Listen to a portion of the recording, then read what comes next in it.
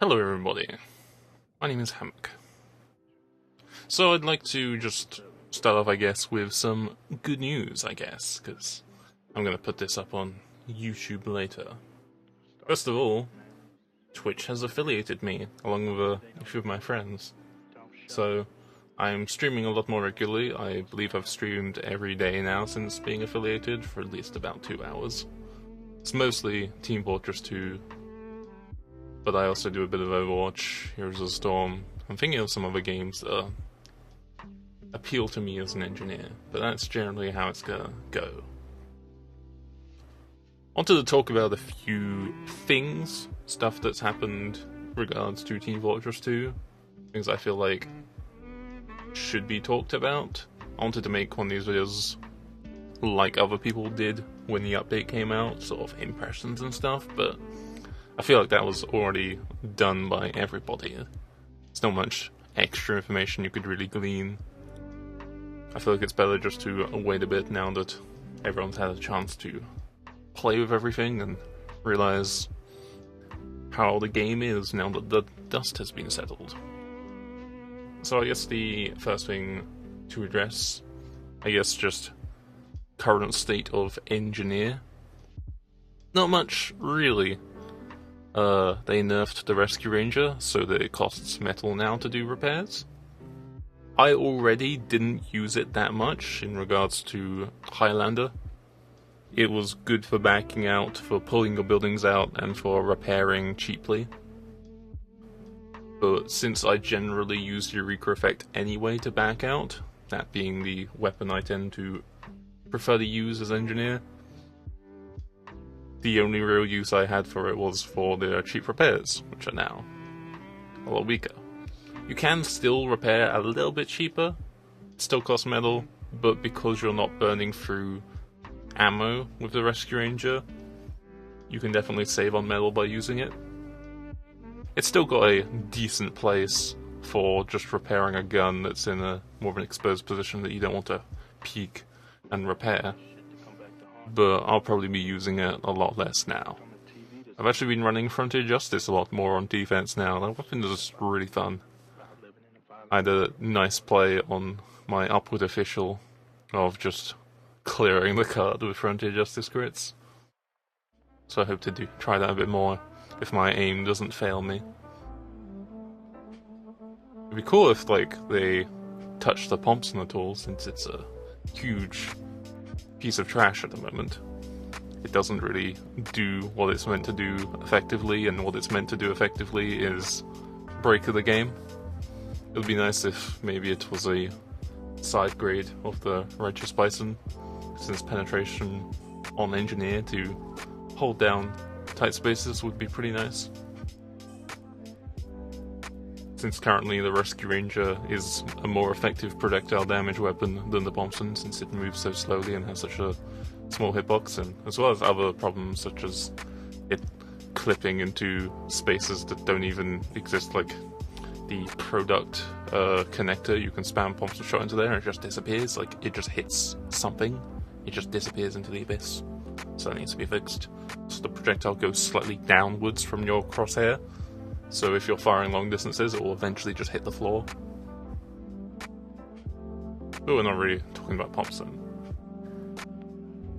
They gave Engineer the ability to insert 50 metal over 25 metal into their buildings during setup time, which is really huge, because now the Jag effect rollout, as optimized by Uncle Dane, I believe the original concept was published by Gabriel,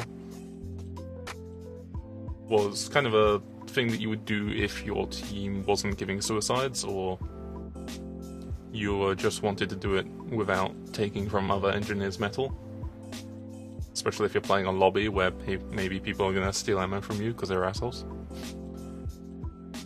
It was kind of not necessarily good, because if your team did have suicides, then you could just do it faster anyway with suicides. But it was something that you could do as a cool optimization as engineer, which is nice.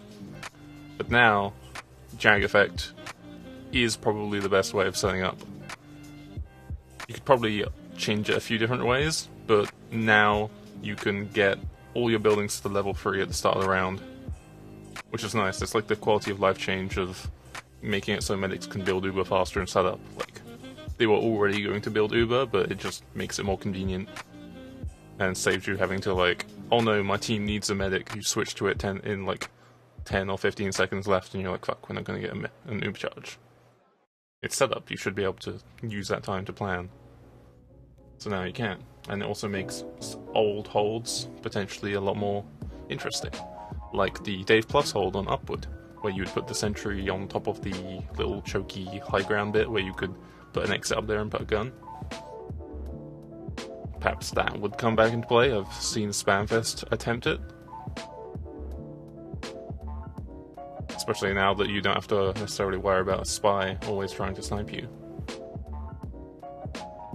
So it definitely opens the platform for more creative use of the engineer.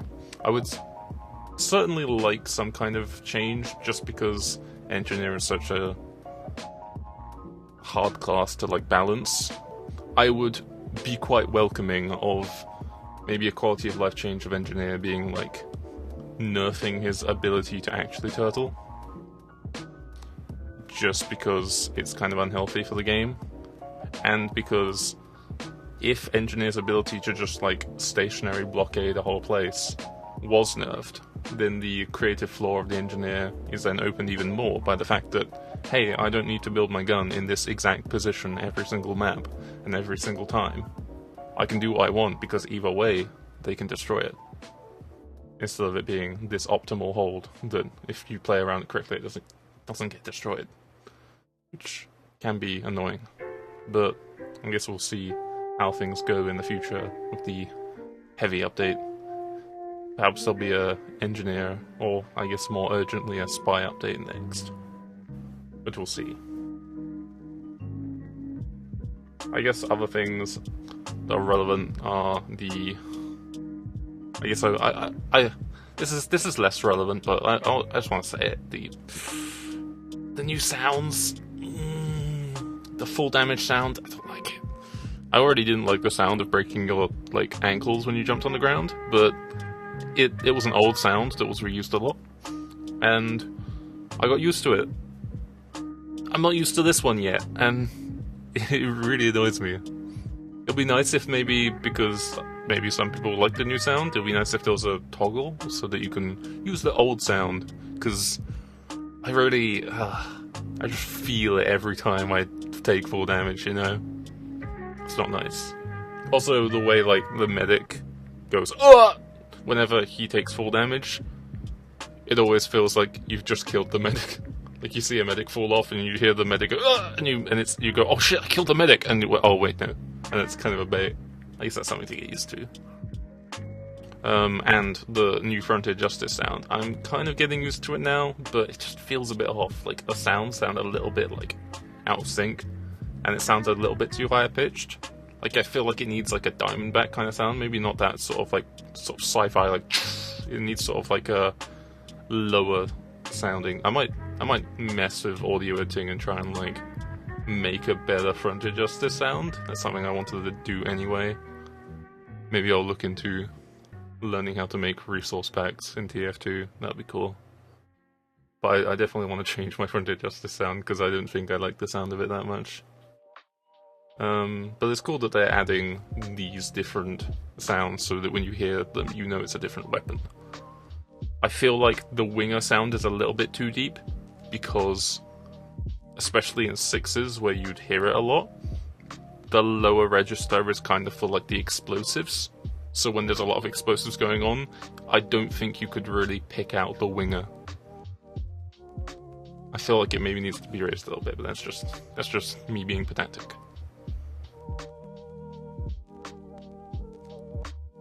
And I guess the other thing in terms of engineer, is the panic attack, which I think the change is really good.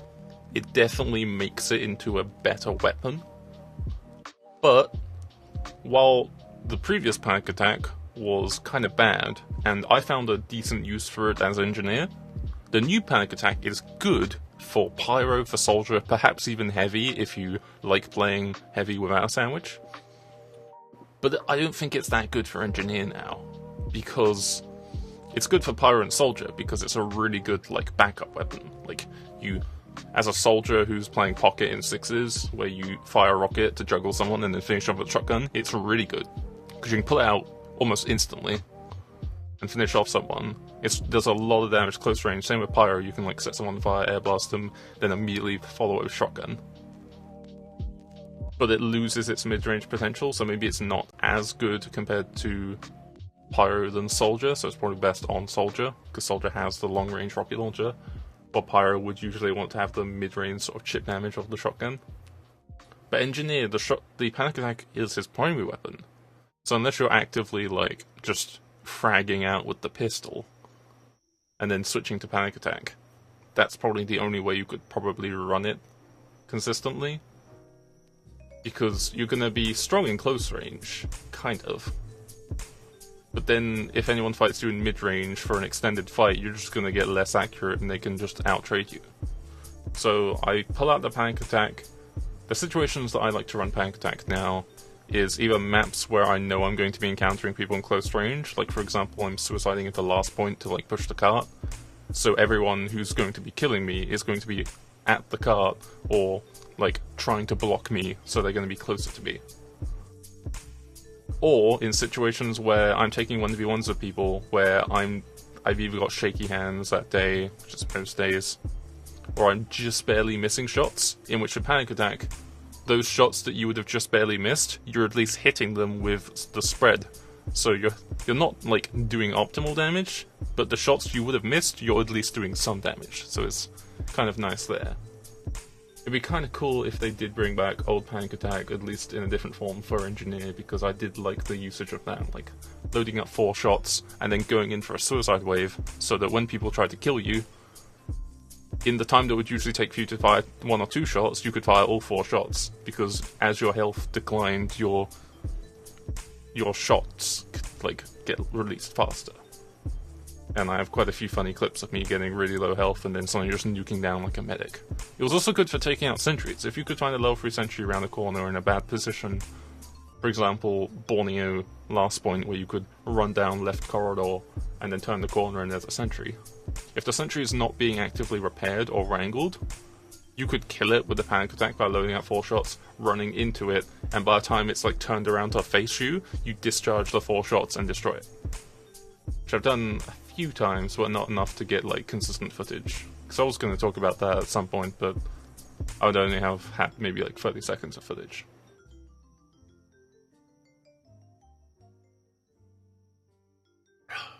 So, that's like Engineer stuff.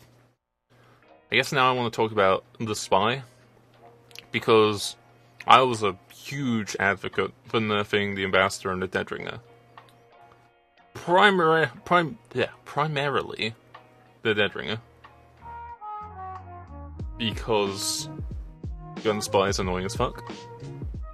And yes, this does look cool, Panda, right? It's Engie in my Hammock, right? He is the Hammock. I don't know, I thought I'd mess with that. Yeah, if you've played European Highlander against good spies, they pretty much just snipe with the Ambassador, and then when you try to kill them, they get away. And there was a lot of people arguing, oh, but Spy isn't as good as Sniper. If a Spy were to fight against a Sniper, then he would lose.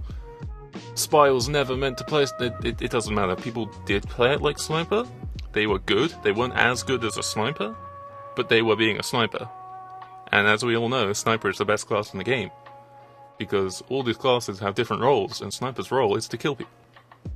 And the first-person shooter, that's kind of the point.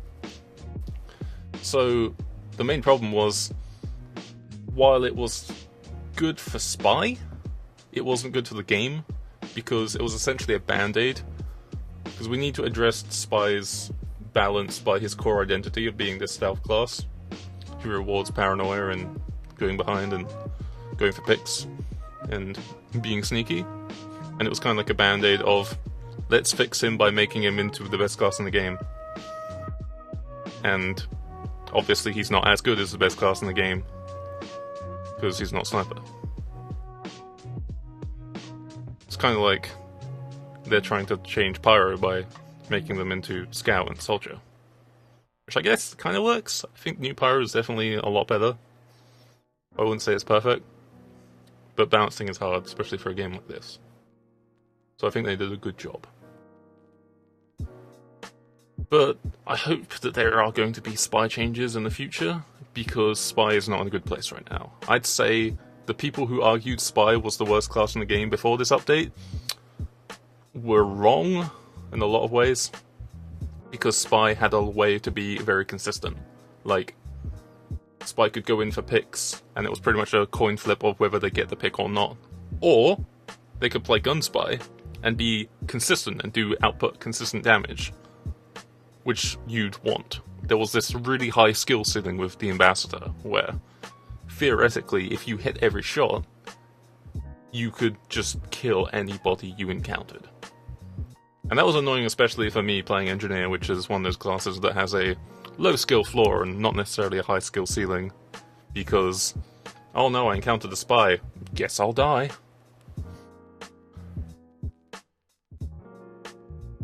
But now, with Spy, now that they nerfed the Ambassador and the Deadringer, Spy's kind of lost his high skill ceiling, and there's a lot of situations now where you'll just have to keep suiciding in, hopefully get a knife pick.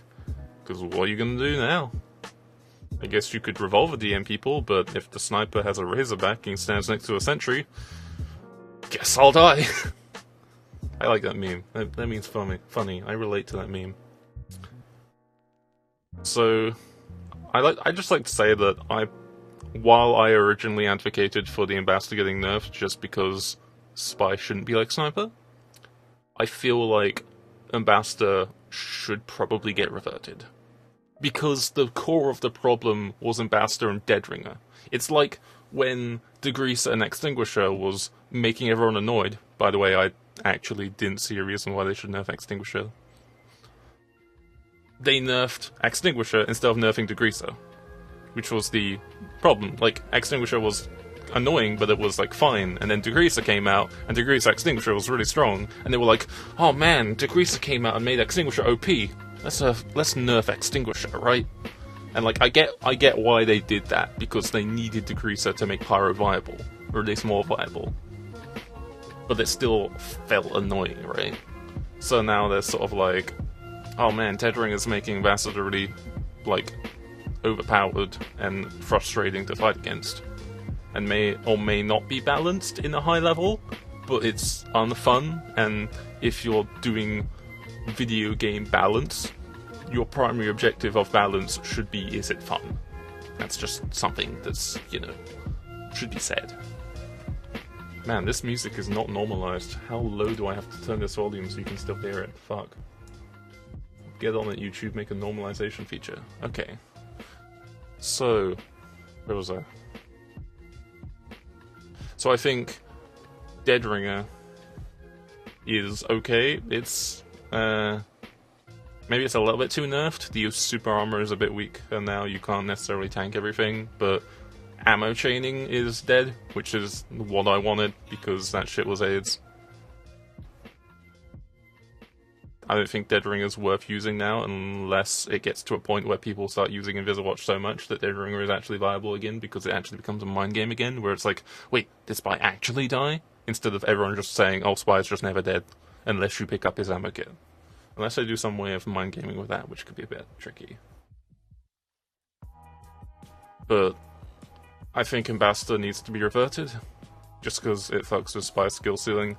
And I think what I personally have an issue with is, because I'm playing from a class like Engineer, which definitely isn't the worst class, it's definitely got usefulness.